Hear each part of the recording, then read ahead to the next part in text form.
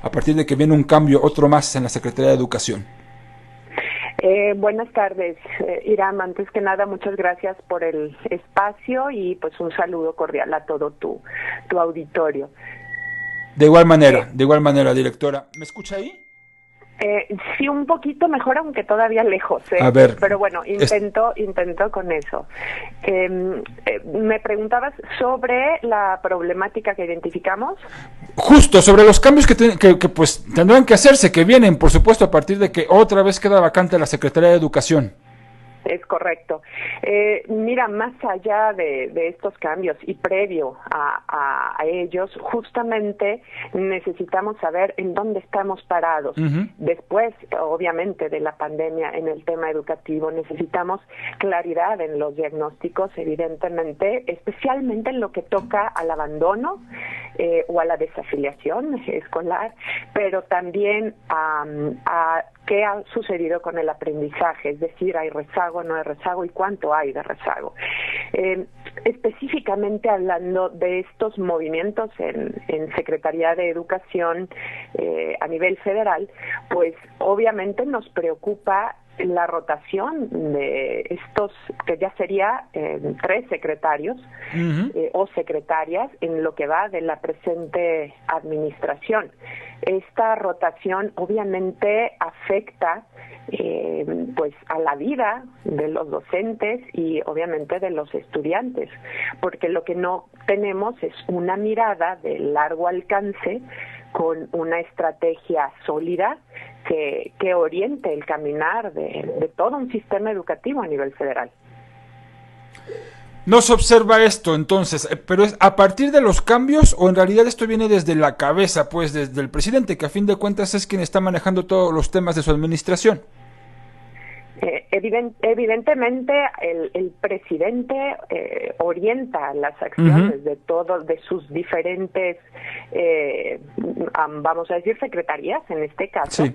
Y sí, claramente tendríamos, o lo ideal sería, pues que por lo menos en un sexenio tuviéramos una misma mirada y un liderazgo que, como te decía, mantuviera una estrategia sólida y de largo alcance. Esto afecta a los estados, es decir, son decisiones que si bien se toman a nivel federal, tienen afectaciones en los estados. Te pondría, por ejemplo, las afectaciones en cuanto a la operatividad de escuelas de tiempo completo, en donde inicialmente el primer titular de la Secretaría de Educación, el doctor Esteban Moctezuma, había mencionado que sí se destinarían apoyos para que las escuelas de tiempo completo continuaran. Sin embargo, después, cuando la maestra Delfina lo sucede, pues ocurrió lo contrario, ¿no? Y eso impacta en que ahorita tenemos sin funcionar en Jalisco 939 de las 945 escuelas de tiempo completo. Y las que operan, entiendo que es porque los padres de familia están poniendo el dinero para que esto se dé, ¿no? Vaya, no porque haya presupuesto o intención del gobierno federal de continuar con el programa. Sí, esto es más un esfuerzo desde el lado claro, de los directivos, de los maestros, en colaboración con los padres de familia. Es decir, es un esfuerzo colectivo y es independiente, ¿no?, de los esfuerzos del gobierno. Por eso nos preocupa ahorita, pues, qué perfil, ¿no? ¿Cuál es el perfil? Es lo que estamos dialogando. ¿Cuál es el perfil idóneo para un secretario de Educación a nivel federal? De pronto a mí me da por pensar que si quieres que estás hablando o si estás buscando un proceso de transformación, si la palabra más recurrente en el discurso del presidente es el cambio, uno esperaría que esto se dé desde las bases educativas, a lo mejor desde las generaciones que están en formación, los niños. Y no sé si ustedes notaron algún cambio precisamente en planes educativos a partir de libros de textos con sustancia que vaya acorde a este país de bienestar en el cual de pronto se quiere llevar a México. ¿Ustedes qué información tienen o qué opinión tienen? Mira, Iram, de acuerdo en que el cambio es una herramienta importante, ¿no?, para la mejora. Sin embargo, debe ser un cambio con sentido, ¿no? Un cambio que nos responda un para qué, y siempre desde el dato, desde la evidencia. Entonces, una preocupación nuestra es, si vamos a modificar libros de texto, si vamos a modificar planes de programa, lo tenemos que hacer partiendo de un saber qué necesitamos hacer para que eso que queremos modificar de verdad impacte en una mejora educativa.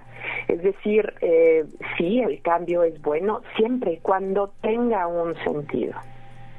Si tuvieran que ponerle calificación, así como en la escuela, a la política educativa actual, lo que se está realizando, ¿qué diría Mexicanos Primero? Me pones en uno de los dilemas más grandes, porque las evaluaciones son más allá de un dato o de una calificación. Yo con mis alumnos prefiero pensar en qué nos hace falta para estar en donde queremos estar. Y creo que ahí, Iram, lo que sí te podría decir es más bien una devolución de información, como también solemos dar a nuestros estudiantes.